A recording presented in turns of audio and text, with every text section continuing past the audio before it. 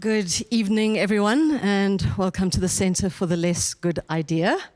My name is Athena Mazarakis. I'm the MOMENTEUR of SO, the Academy for the Less Good Idea. And welcome to this evening's Open Moment. The Open Moment is a program that falls under the umbrella of the Academy, and it does what it says.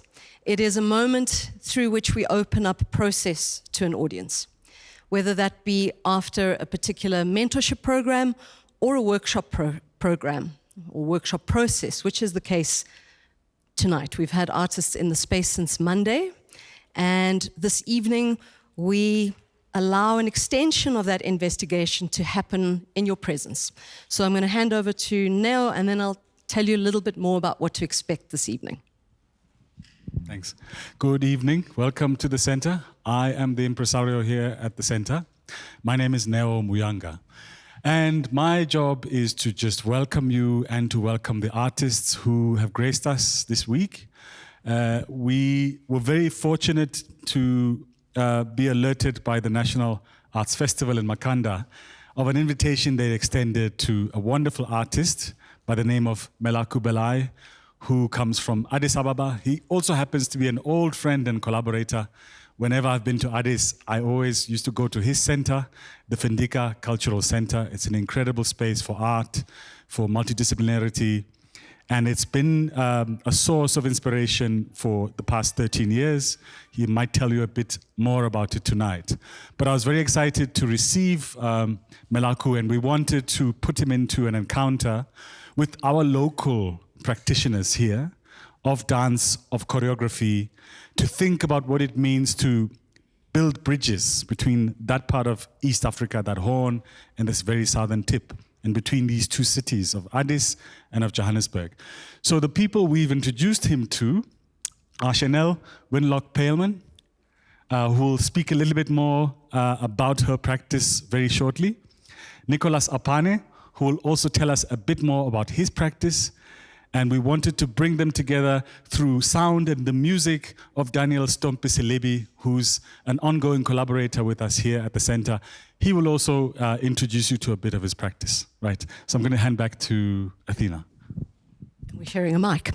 So, as Neo's just said, this really has been about 4 days, or really 3 days, because today we were talking about how to structure this sharing with you. But it's been 3 days of an encounter, of this meeting of bodies and minds and souls from different parts of the continent. And we've really allowed the body to lead, movement to lead, responses from an embodied experience to lead this investigation. So at this point, we're not proclaiming to know exactly what is emerging. We're sharing with you at this very vulnerable and very early stage what is emerging from these investigations. And we've just found a way to string some images, some motifs, some movements, some phrases together to give you a sense of the play and the exploration that's been happening in the space. So the way it'll work this evening is we'll share some of these clusters or small groupings of experiments, and in between all of that, we'll chat a little bit about what those are coming from, what perhaps they might be leading towards. And if you, as you observe, if you have any thoughts, hold them, because we will also have a very short Q&A at the end. So we are going to dive straight into one of those small sharings. Over to you. Please turn your cell phones onto silent.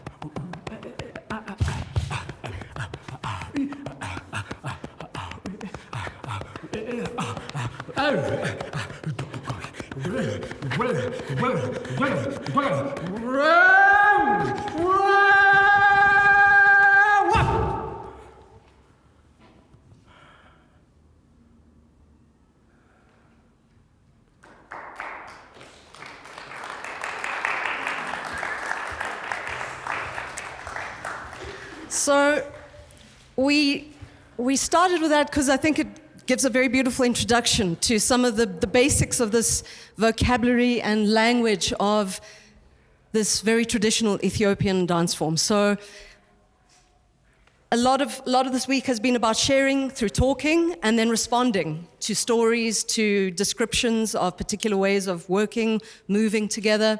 And so one element we took from that, you would have noticed the kind of really close proximity and allowing an action and then a reaction through the closeness, but through no touch, which is something that is embedded in the form between a dance between men and women in this Ethiopian tradition. So Melaku, I know that for a lot of the Joburg audience, a lot of what this vocabulary is probably quite unfamiliar to us. So we'd love it if you just give us a little bit of insight into this particular form and how this language emerges and develops and what it emerges from. Thank you. Ladies and gentlemen, thank you for coming, and I'm happy to be here in South Africa, in Johannesburg. I'm coming from Ethiopia.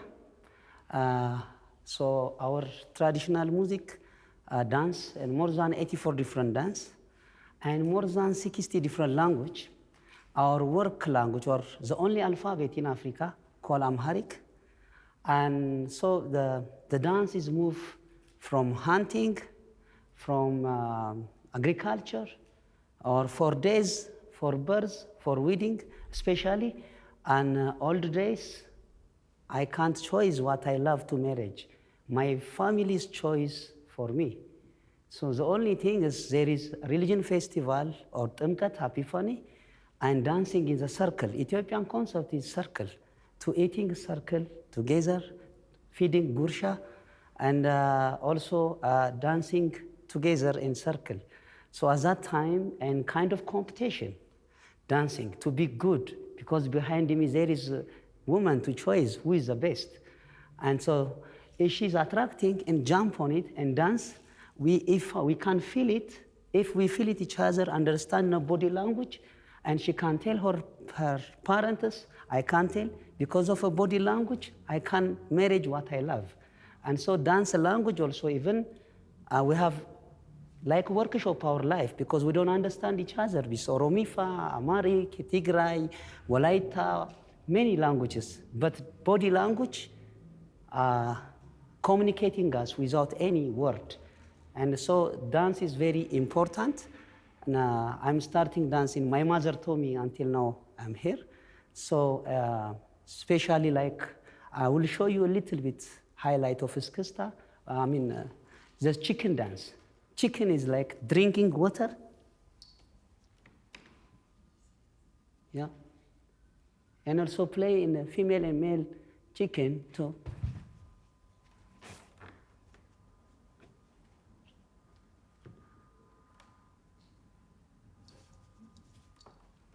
Thank you.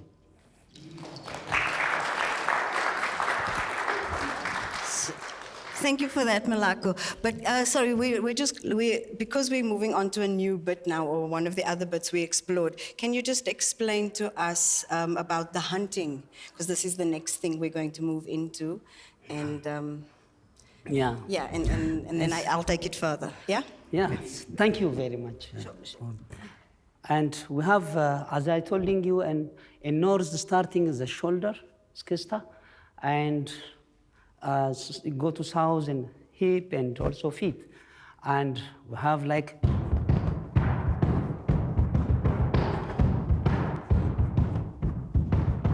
this kunama, and go to southern Konso is a hunting dance with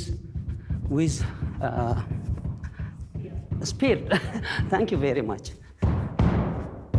This dance is very famous because it's the old time is a hunting. You go alone to face with a lion and to kill. And after he show for his society his strength and the protection of the society, and he takes the skin of the lion, he put it, he show how much he's strong, he can face, he can survive, he can hunting. And so after he called his friends, they use it behind and by the sticks, the lion, and like this, Yorio, Yorio, Yorio. So about them hero and what they did and showing. So this take it from the society of way of life thing in a choreography of the dance. And for a long time, there is famous dance group, people to people, Ethiopian knowing, Hizb al-Hizb. That time, 2 years researching all over Ethiopia about the culture, about the design or the dance technique. At that time, this history bring it and in choreography, so in National Theater, Hager Fikr, one of the oldest African venue, and this dancing with animal like, they show like that. So now this generation, I changing this choreography, instead of to kill animal, when they carry it, and I do it COVID. Because when you want to think of killing is this kind of enemy for human being, this disease to kill. Same time also, culture is alive, not stuck on there. And also present the moment, become also our dance in the world. And so that's why the culture is alive.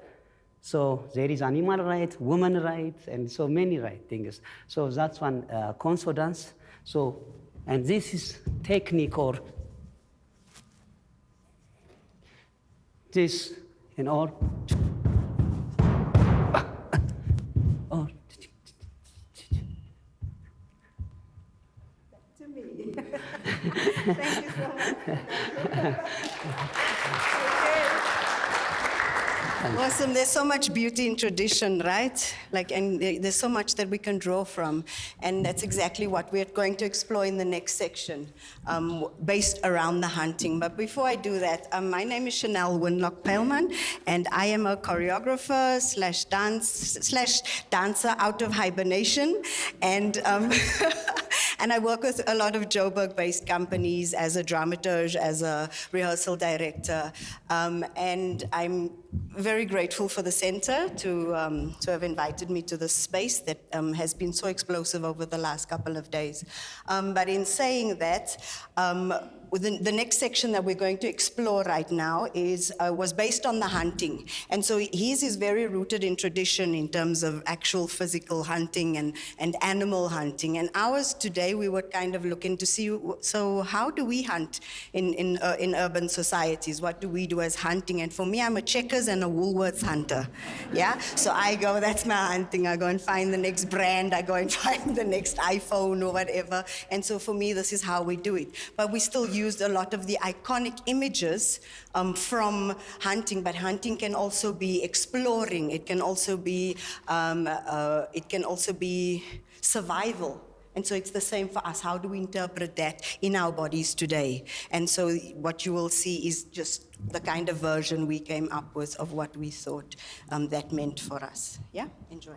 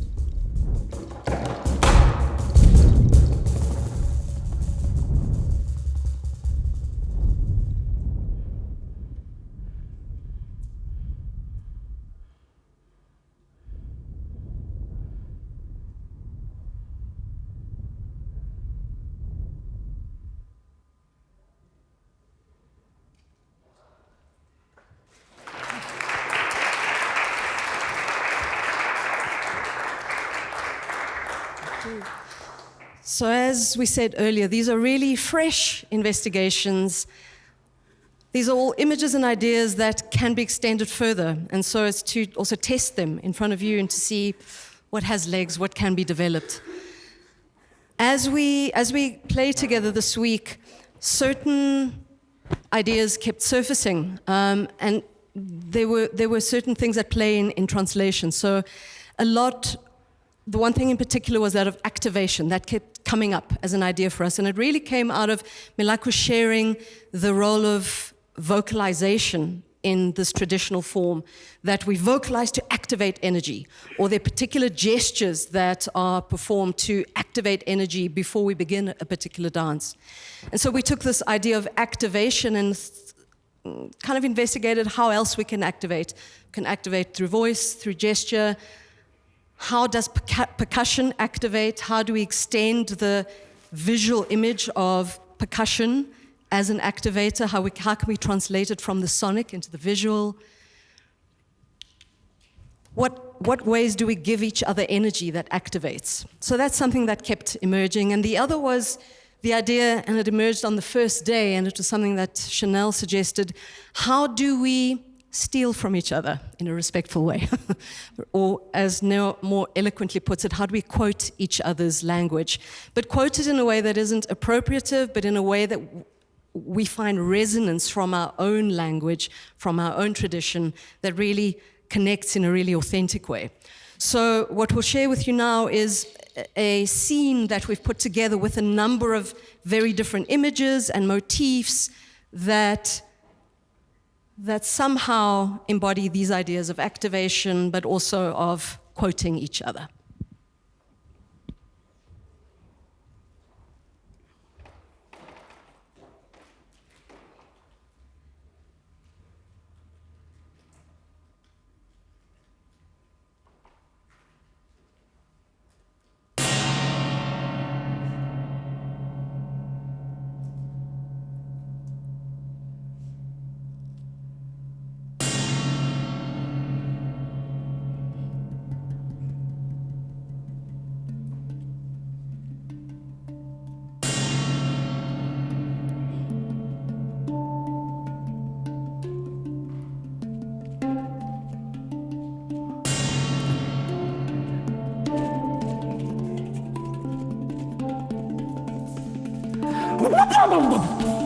Savakaki zaraf, savakaki zaraf, savakaki zaraf. መሰላልን መውጣት አለው ልዩ ብላት የላውን እየጨበጡ የታቹን እየረገጡ ሲወርዱ ግን ያስጨንቃል የጨበጡትን ያስረግጣል የረገጡትን ያስጨብጣል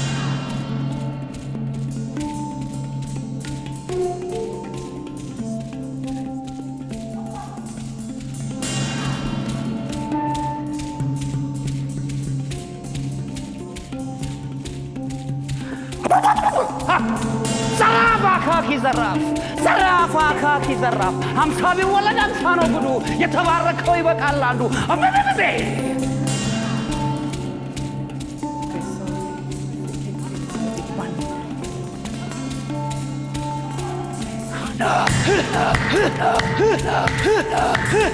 አሜን zarafa kaki zaraf, zarafa kaki zaraf, zarafa kaki zaraf.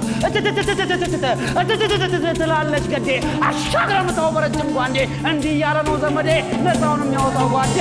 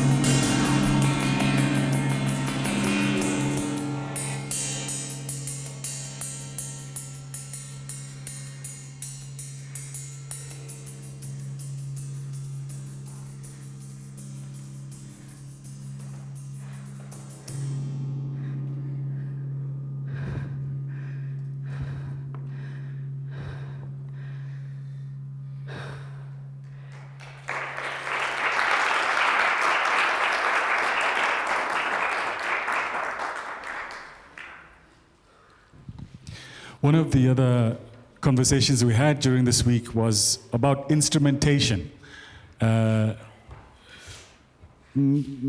Melaku told us about some of the traditional instruments that you find in the Amharic tradition. For example, you spoke about the kirar, which is a lyre that is played sometimes with 7, sometimes with 10 strings, using 2 techniques. You pluck it or you strum it. But also, we spoke about the mesinko, which is a single horsehair straight instrument, and you bow it. The ancient ancestor of something like the violin, for example. But we also wanted to speak about instrumentation that we bring as bodies, as humans in the space. And what we noticed in a lot of what you were sharing was the use of voice, particularly. And I remarked on the use of the clap, the hand clap. In South Africa and a lot of Southern African tradition, we clap on what's called the backbeat. So at the club, you'll see a lot of people go 1, clap, 2, clap, 3, So it's always on the back foot. Whereas what I heard in Ethiopia a lot of the time is clapping on the 1 and every beat. They're also the loudest clappers I've ever heard in my life. And so I wondered if we could just explore some of that, tell us what it means, and then perhaps we can think of responding to it, maybe from the 3 of you, in an improvised way. We can start with the clap, but let's just liberate ourselves from the beat and see where we go from there. Is that okay? I'm just going to say my only clapping I know is when the audience applauds. That's a clap for me. We'll see where it goes, yeah? Okay.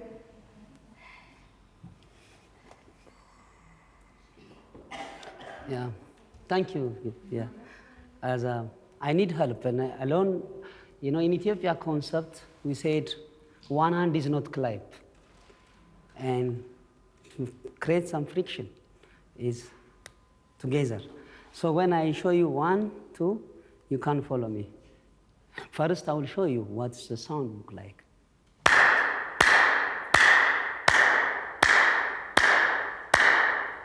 Template, weeding, and stuff. So,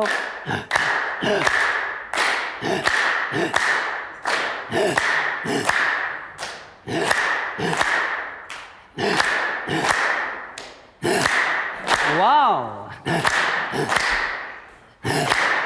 3 times.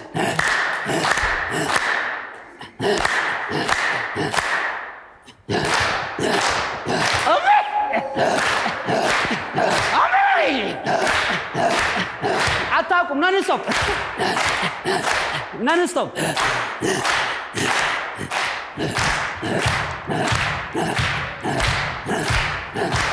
See?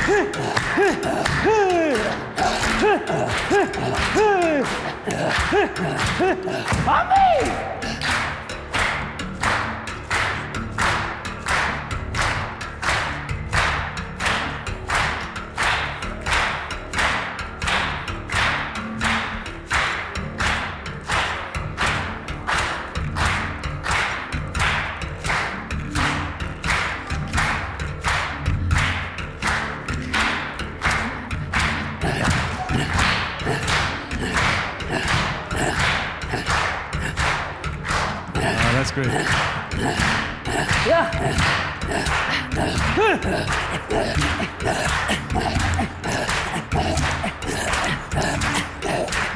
Wow!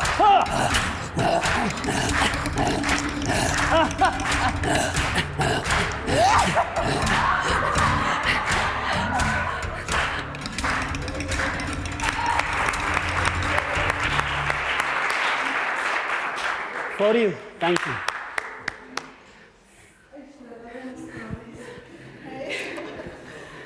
Okay, so next we thought we'd share with you a particular strategy we employed on day 2.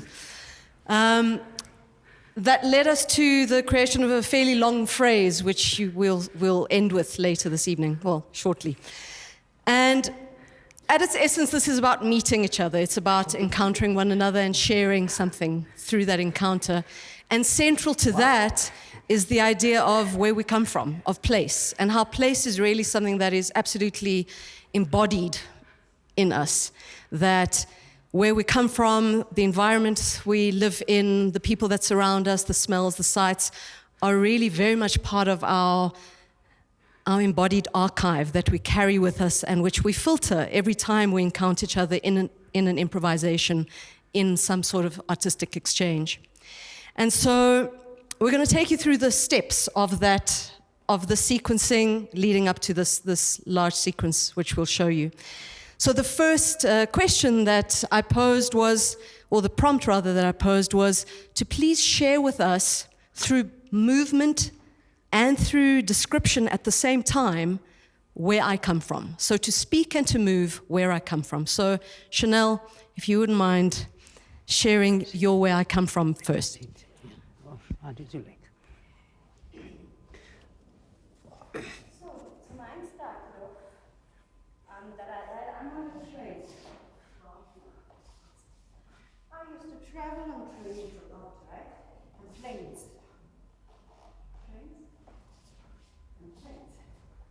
And then along the way, right, I collected many gifts, right? And from those gifts,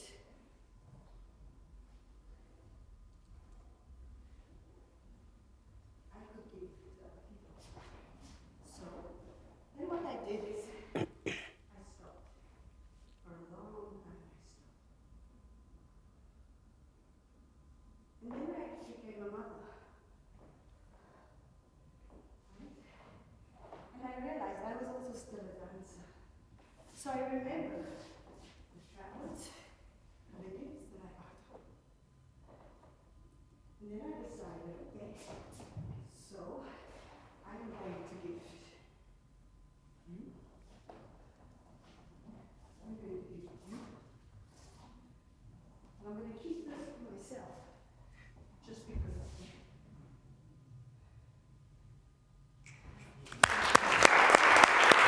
Don't go away, Shanell. So she'll catch her, don't go away, but catch your breath. Step 2 of that was, drawing on what you've just shared with us, could you refine that into a short phrase that you could share with your collaborators? And this is what Shanell did.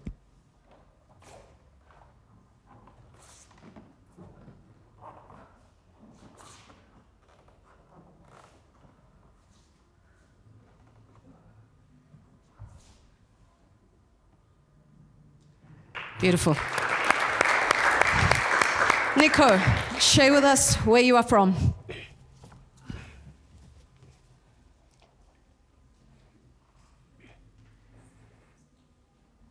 I'm from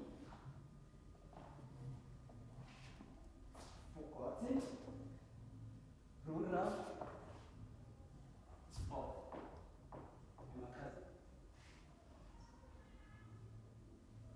Every day I drive. One day, that route to go facilitate dance.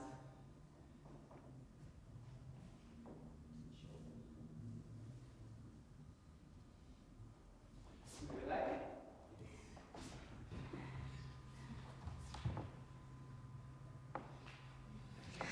Thank you, Nico. And because that phrase is so very particular to Nico and how he moves, we asked him to distill that into something he could teach to the others.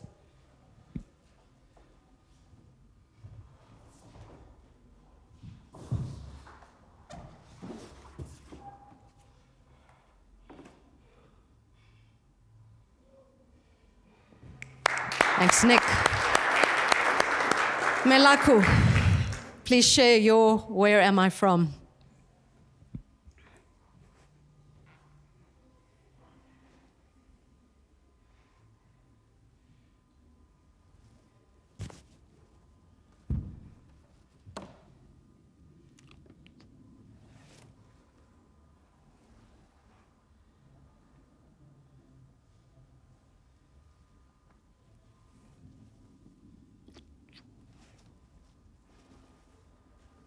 Allahu Akbar.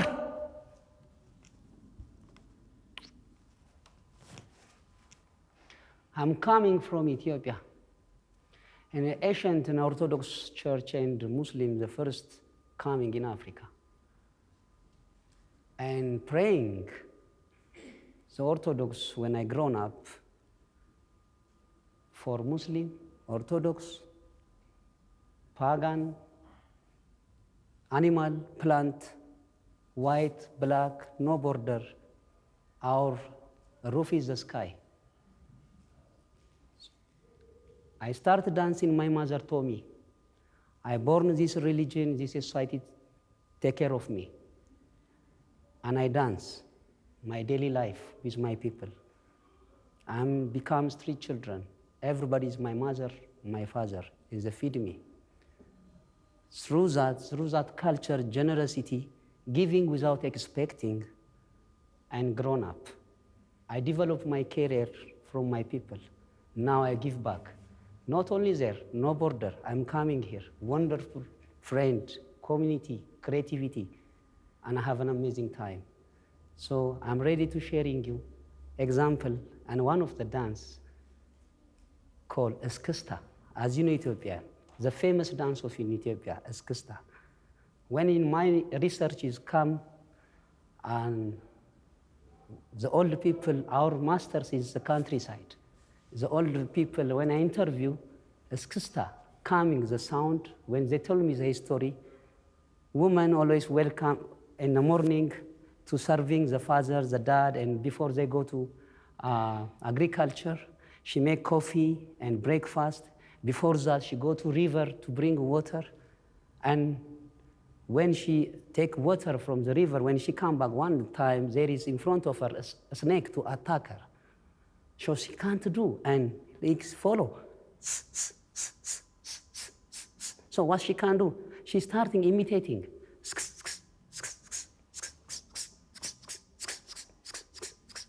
And after a while, he left. And after she's running to go back home, my mom, and today is the very dangerous and a snake in front of me to attack. So which way you survive? I start imitating. All her brothers, sisters, like, they copied. This way, skista is the start. One of the famous skista. You can't try?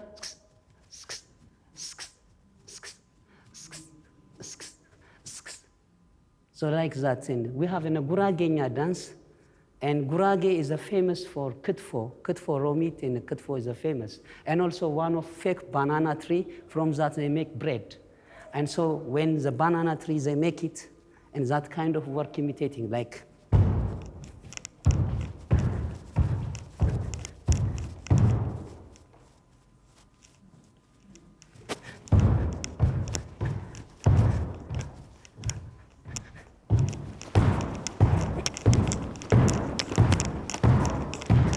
In Zain?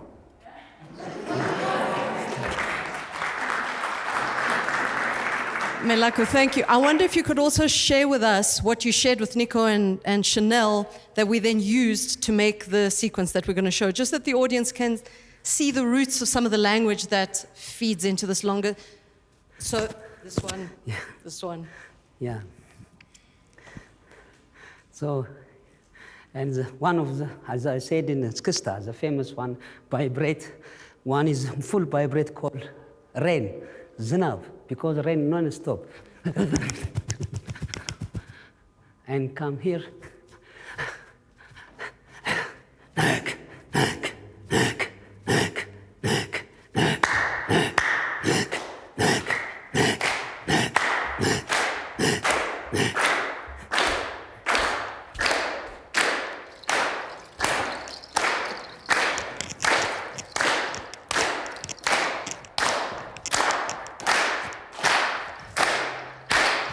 Okay, fantastic. So, with all of that, we made this. Thank you very much.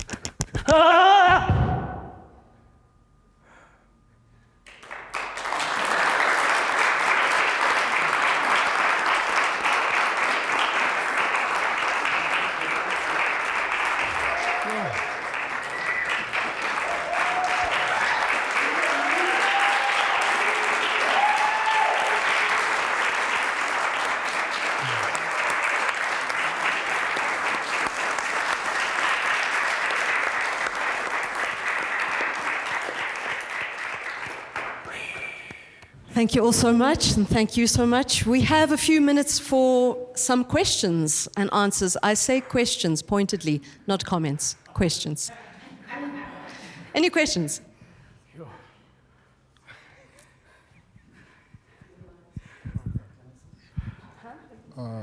Assalamu alaikum. Salam na. So I'm very interested with the sound that you make when you're clapping. So you know that sound that you make when you're clapping? There's a sound that you make Yeah. when you're clapping. So I'm interested, where does that sound come from? Because when we relate to it, it's kind of like a spiritual thing. Normally to us, there is occasion where people who have to go to initiation school and go for a spiritual awakeness. So they use that sound as well with stomping. So you guys, you tap, you clap, right? So I just wanna know, where does that sound originally from, and why would clapping?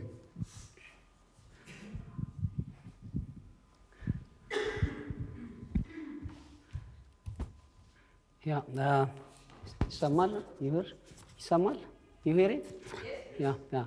Thank you very much. It's, as I told you, in north, south, east, west, is so diverse culture. They use it different way, and sometimes this kind of shillala is in a warrior song, and when we hear this kind of shillala, so this inspiring is you never afraid. That's why never colonize when Italian war. This material is working really, and just goops bomb, and then whatever bullet coming, you never afraid. And for this sound is an all like call, and just so it's not like a study, and coming from family to family, and still lively in the culture. In the city, maybe you don't find it, but still the city and mix people. But for holiday, for religious, and some use it also for zar. In Zoria, it's a spiritual, it's interesting. And so there is also this kind of, so not still outside, not researching a lot, but it's common to inspiration and energy to transform. Thank you. Any other questions from the audience? Yes. Hi. I wanted two questions. One, can you tell us about the instruments and where they come from? Because if you're not used to them, they sound differently. And then two, when the artist went still,